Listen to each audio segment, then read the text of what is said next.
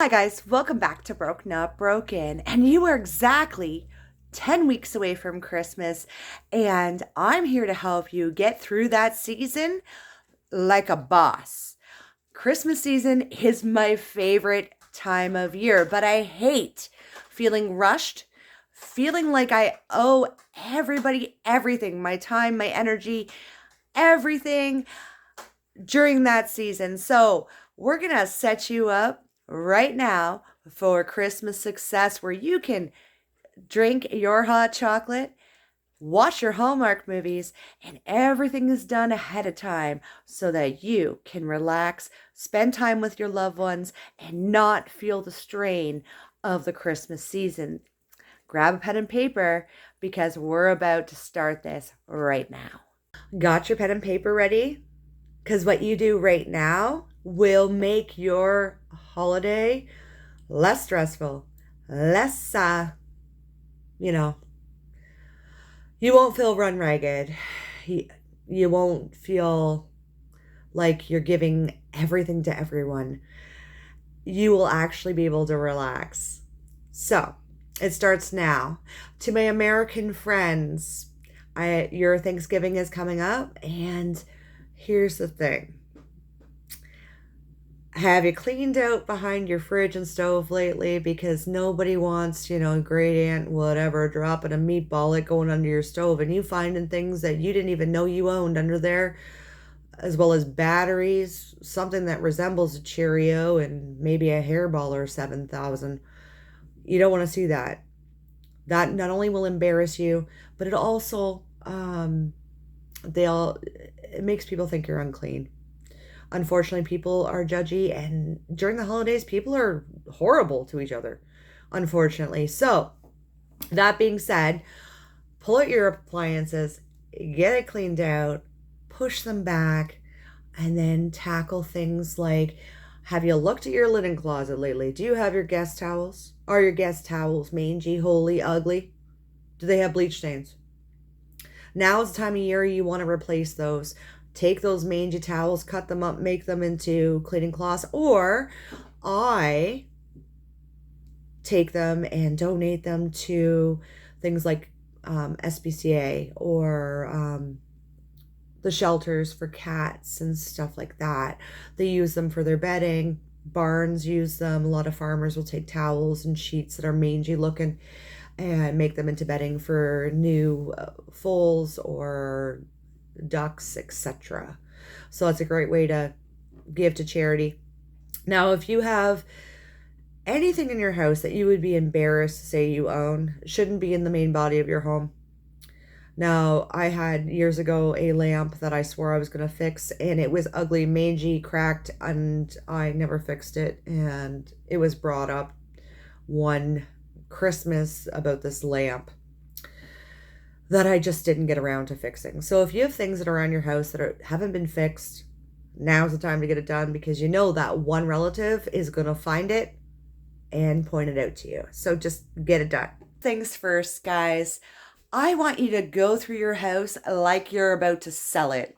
I want you to get rid of anything that you no longer need, you no longer want, and somebody else can utilize it, because at Christmas time, your kids, yourself, you get so many things and that stuff takes up space. So you're going to make up space in your house. You don't need to keep that pot that your grandmother gave you that you hate because the color doesn't work. Just eliminate it right now from your house. What I do is I get a cardboard box. I fill that cardboard box up. I put it in the front seat of my car. I don't put it in the trunk. And I take it directly to the Salvation Army or the Red Bin when I'm out picking up my kids. The other thing is atmosphere of your house. When you walk into your house, does your home feel inviting? Is the furniture laid out in a way? Is it clean? Does it have a scent to it? Now's the time to deep clean it before your in-laws sit on your couch and realize it smells like dog. Deep clean it now. If you own pets, what I do is I clean the pillows and the blankets on a weekly basis. Just throw them in with a little of Downy once a week with my regular linens, and then lay them back out. And that way it's always fresh, always inviting. I also do simmer pots, so it always smells like fresh baking in the house. Make sure your house smells good. Worry about the body of the house, the most active parts of the house during this. Your bedroom, people shouldn't be in there. That is your space. If your mother-in-law's up in your bedroom looking at stuff, that's weird. She shouldn't be in there. Just saying.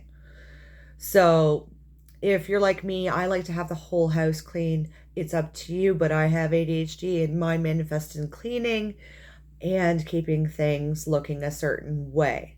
Now, if you need to touch up paint in a room, I do. Now is the time to do it before you start putting up your holiday decor, before you start dragging trees into your house and that kind of stuff. That's what I would be doing, just minor little touch-ups, little upgrades. Nobody will even notice, but it takes like 5 minutes to touch up paint if you have a chip on the wall. Just saying. Use that 5 minutes. Better than people asking you how the chip got on the wall while you're trying to serve hors d'oeuvres and relaxing during the holiday season. The other thing people forget is every house heats differently. My house, because of my stupid old windows, has drafts. Nobody wants to be frozen in your house. You're used to your house. So now's the time to get around outside, do the caulking. If you have crappy windows like I do, where the Aragon's gone and they're rusting out, but you just can't afford to replace them or put the Aragon back in. I'm going to get the plastic up on these windows in the next couple weeks before my heat gets turned on, and it will save me a lot of money that way, you know, from heating and electric, because I use a propane heater or actually propane blower furnace, and it uses hydro to force the air, so it's a two-way snap. So if I don't do the windows, I'm basically throwing heat out the window, so it's saving me money. Now, for those of you who take part in Black Friday and Cyber Monday, good on you. I don't. I set a budget for my family. Every family member gets the same amount of money spent on them. They get something they need, something they read, something they use, and something they want. They also get a stocking, and I limit stockings to, it's going to sound like a lot, but $50 a person. These are their personal care items that they use throughout the year, plus a little treat.